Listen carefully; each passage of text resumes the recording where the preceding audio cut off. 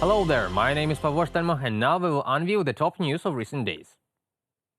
It was almost 2 years ago that Russia launched its full-scale invasion of Ukraine. As another winter of war arrives, voices skeptical of the country's prospects are growing louder. As Ukrainian Minister of Foreign Affairs Dmytro Kuleba writes in his article for Foreign Affairs, these voices are not in diplomatic meetings or military planning sessions, but rather in news reports and in expert commentary. Most do not openly argue that Ukraine should simply give up its fight, but their pessimism, buttressed by supposedly pragmatic arguments, carries clear strategic implications that are both dangerous and wrong. They invoke war fatigue and the supposedly bleak prospects of our Ukrainian forces. A Ukrainian victory will require strategic endurance and vision, as with our recent counteroffensive, the liberation of every square mile of territory requires enormous sacrifice by our soldiers.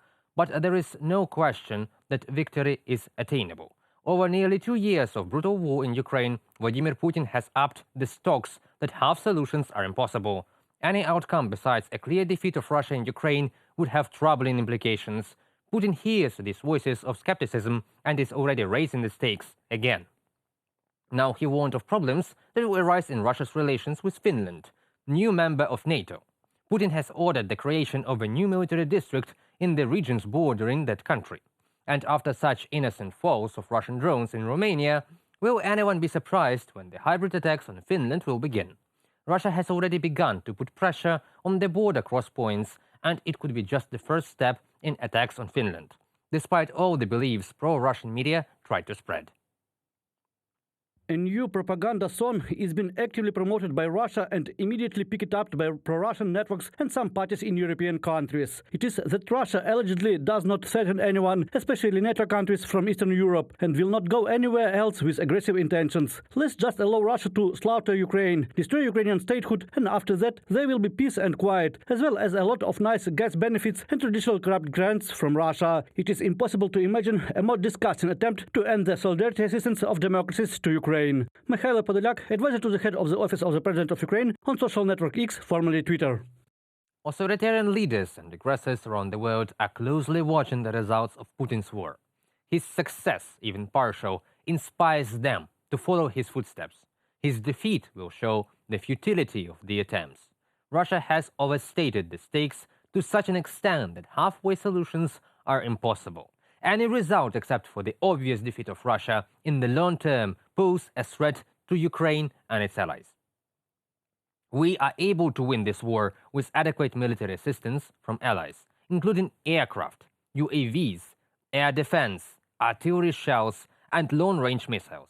A sharp increase in the production capabilities of the defense industry of Ukraine and allies, a principled position on any negotiations with Moscow. Ukrainians pay the highest price in this war, and they are against concessions to the aggressor, in particular territorial ones. By helping Ukraine, allies protect their own national security.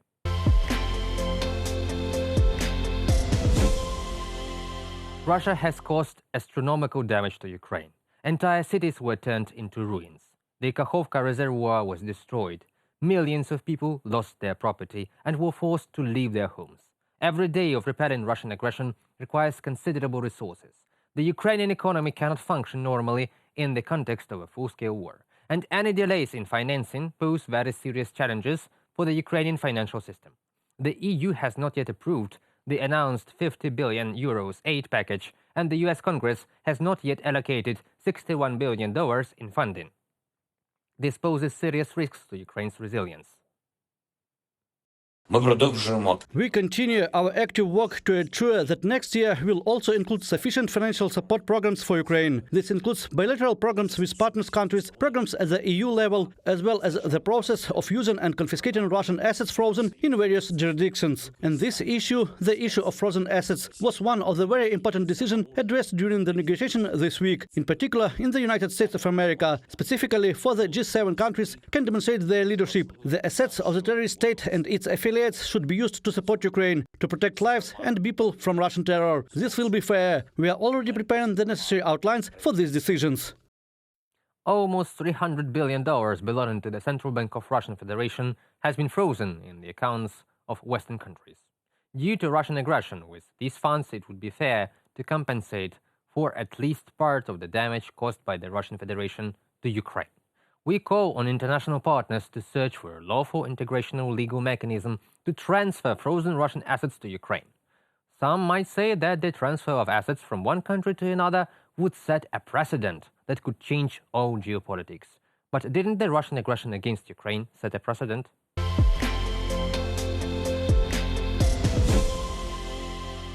In the Rostov, Lipetsk and Volgograd regions of the Russian Federation, military facilities were attacked by drones.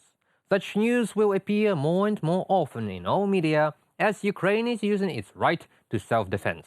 And of course, Ukraine is entitled to target enemy territory. Moscow's missile terror against Ukrainians will not go unanswered. Russia did not expect such Ukrainian capability of delivering powerful strikes deep into the territory of the aggressor. And despite Russia, who strictly adheres to the laws and customs of war, attacking exclusively enemy military targets, not some residential buildings, power or electrical stations. All this infrastructure is self-destroyed due to the old age and inadequate maintenance. Of course, the Russians themselves are currently fighting the Putin regime. For example, yesterday opponents of the Kremlin made an attack on the Belgorod region. It was informed by Ukrainian intelligence. There was a battle near the village of Terebrina. During it, a stronghold of Russian armed forces was destroyed. This caused a panic reaction among the personnel of the local garrison. And nothing better was invented by Russian commanders, and they ordered chaotic artillery fire on the surrounding villages. Responsibility for this attack was taken by the Russians from the Legion Freedom of Russia. Ukrainians welcomed the achievements of the armed Russian resistance to Putin's regime in the regions of the Russian Federation adjacent to Ukraine. And Ukrainians do not use weapons received from international partners to strike the territory of Russia. The priority targets of our attacks are air bases, which Russia uses to carry out airstrikes on the territory of Ukraine. That concludes our today's video. Thank you for watching and stay updated. Comment, like and subscribe to our UATV English channel for more news from Ukraine. Your support really matters. Goodbye.